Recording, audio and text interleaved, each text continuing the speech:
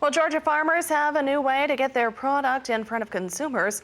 It's curbside service. Southeast Produce Weekly's Chip Carter checks in with this update.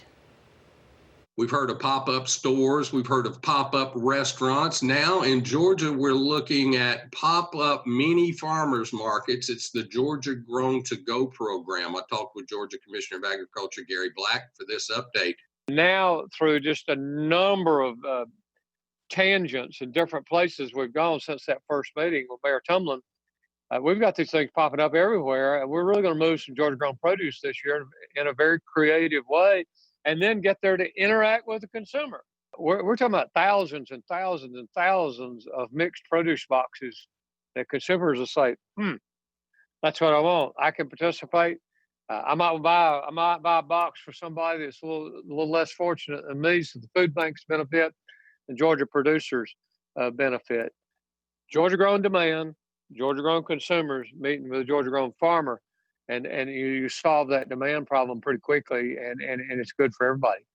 The Georgia Grown to Go program not only helps farmers move product, it also taps into consumer demand for local fruits and vegetables.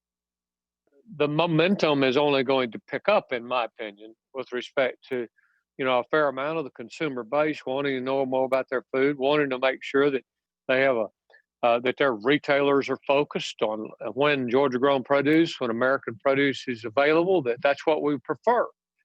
That's our way to compete. We can compete on the world stage. American farmers, Georgia farmers can compete with anyone, anywhere, anytime. But we've got to have some willing partners with respect to making sure the product's available. I think you're going to see consumers kind of insist upon that with their retail partners. I think they're going to want to.